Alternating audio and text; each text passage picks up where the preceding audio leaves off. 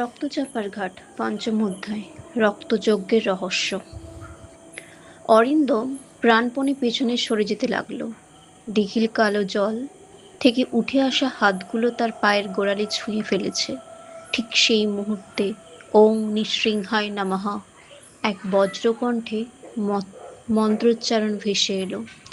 রক্তচাপার গাছের আড়াল থেকে বেরিয়ে এলেন এক বৃদ্ধ সন্ন্যাসী। তার হাতে ত্রিশূল, অন্য হাতে রুদ্রাক্ষের মালা। তিনি ত্রিশূলের আগা দিঘির জলে ছোঁয়াতেই আগুনের মতো সোনালি আলো ছড়িয়ে পড়ল। কালো হাতগুলো মুহূর্তের মধ্যে জলের নিচে মিলিয়ে গেল। ভৈরবী রাগে বিকট চিৎকার করে উঠল, আবার তুই? এত বছর পরেও আমার পথে দাঁড়াস? বৃদ্ধ শান্ত গলায় বললেন, তোর সময় শেষ কপালিনী। এক ঝলক কালো ধোঁয়া হয়ে ভৈরবী অদৃশ্য হয়ে গেল। রানীও অজ্ঞান হয়ে ঘাটের সিঁড়িতে লুটিয়ে পড়লেন। জমিদার বাড়িতে রানীকে শুইয়ে চিকিৎসা শুরু হলো। বৃদ্ধ সন্ন্যাসী নিজের পরিচয় দিলেন। তার নাম অঘোরানন্দ। তিনি বললেন, 50 বছর ধরে আমি অভিশাপের ফিরে আসার অপেক্ষায় ছিলাম। অরিন্দম অবাক হয়ে জিজ্ঞেস করল, আপনি আগে কিছু করেননি কেন? অঘোরানন্দ দীর্ঘশ্বাস ফেললেন, কারণ ভৈরবীর আত্মা কখনো পুরোপুরি জাগেনি। সে এমন একজনকে খুঁজছিল যার শরীরকে সে নিজের আশ্রয় বানাতে পারবে। তিনি রানীর দিকে তাকালেন। সে সেই মানুষটিকে পেয়ে গেছে। ঘরের সবাই স্তব্ধ। অঘোরানন্দ মাটিতে একটি বৃত্ত আঁকলেন। তার মাঝখানে রাখলেন একটি শুকনো রক্তচাপার ফুল। এই ফুল সাধারণ ফুল নয়। যেখানে ভৈরবী রক্ত পড়েছিল সেখানেই প্রথম এই গাছ জন্মায়। অভিশাপের শক্তিও এই গাছ থেকেই আসে। জমিদার ধীরে জিজ্ঞেস করলেন, তাহলে উপায়? অঘোরানন্দ বললেন, আছে, কিন্তু মূল্য ভয়ঙ্কর। সবাই তার মুখের দিকে তাকিয়ে রইল। আগামী অমাবস্যার রাতে ভৈরবী রানীর শরীরে পুরোপুরি দখল করবে। তার আগে রক্তচাপা গাছের শিকড়ের নিচে লুকিয়ে থাকা তার করটিটি খুঁজে বের করতে হবে। তারপর তারপর করটি অগ্নিতে দাহ করতে হবে। অরিন্দম স্বস্তির নিঃশ্বাস ফেলল। কিন্তু অঘোরানন্দ আবার বললেন, তবে আগুন জ্বলবে না সাধারণ কাঠে। তাহলে কিসে? যে মানুষ স্বেচ্ছায় নিজের প্রাণ উৎসর্গ করতে রাজি হবে তার রক্তেই জ্বলবে সেই অগ্নি। ঘরের ভেতর হঠাৎ নেমে এলো গভীর নীরবতা। রুদ্রনারায়ণ ধীরে উঠে দাঁড়ালেন। তিনি বললেন, যদি আমার প্রাণে আমার স্ত্রী বাঁচে আমি প্রস্তুত। কিন্তু অঘোরানন্দ মাথা নাড়লেন, না, ভৈরবী তোমার রক্ত গ্রহণ করবে না। তাহলে কার?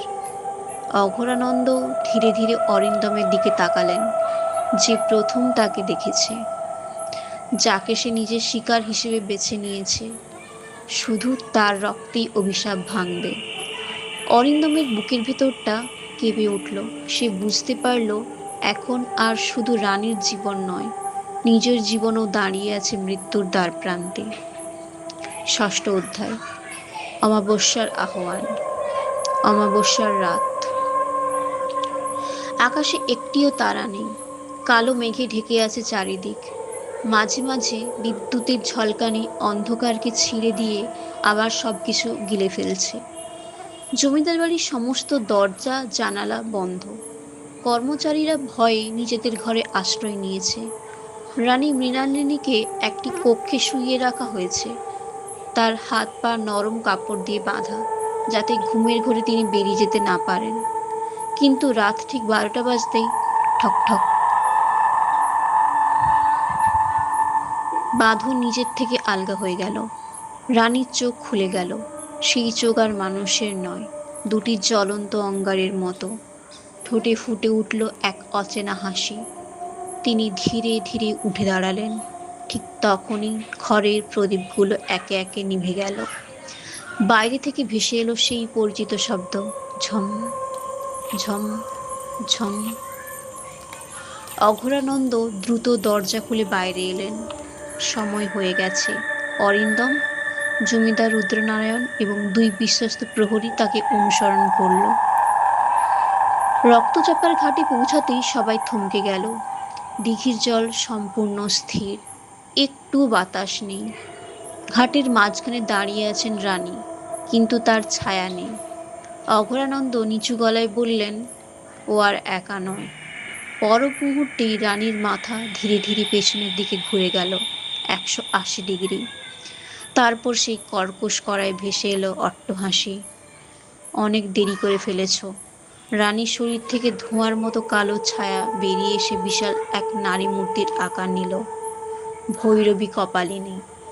তার চারপাশে ঘুরছে অসংখ্য কালো কাক। মাটির নিচ থেকে বেরিয়ে আসছে শুকনো হাত। দিঘির জল লালচে হয়ে উঠেছে। অঘোরানন্দ ত্রিশূল তুলে মন্ত্রপাঠ শুরু করলেন। হঠাৎ রক্তচাপা গাছের শিকড় কেঁপে উঠল। মাটি ফেটে একটি পুরনো পাথরের বাক্স বেরিয়ে এলো। ওটাই! চিৎকার করে উঠলেন অঘোরানন্দ। করটি ওর ভেতরেই আছে। অরিন্দম দৌড়ে বাক্সটির কাছে পৌঁছালো। ঠিক সেই মুহূর্তে ভৈরবী বজ্র গতিতে তার সামনে এসে দাঁড়ালো। তার চোখে আগুন। সে ফিসফিস করে বলছে, বাক্স খুলবি না, খুললেই আজই তোর মৃত্যু।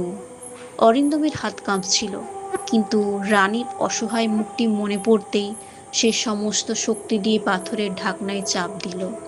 এক বিকট শব্দে বাক্সটি খুলে গেল। ভেতরে একটি কালো করটি। কপালে শুকিয়ে যাওয়া সিঁদুরের দাগ এখনো স্পষ্ট। করটি দেখেই ভৈরবী এমন এক আর্তনাদ করল যে দিঘির জল কয়েক হাত উঁচু হয়ে উঠল। অঘোরানন্দ চিৎকার করে বললেন, অরিন্দম, করটিটা নিয়ে দৌড়াও।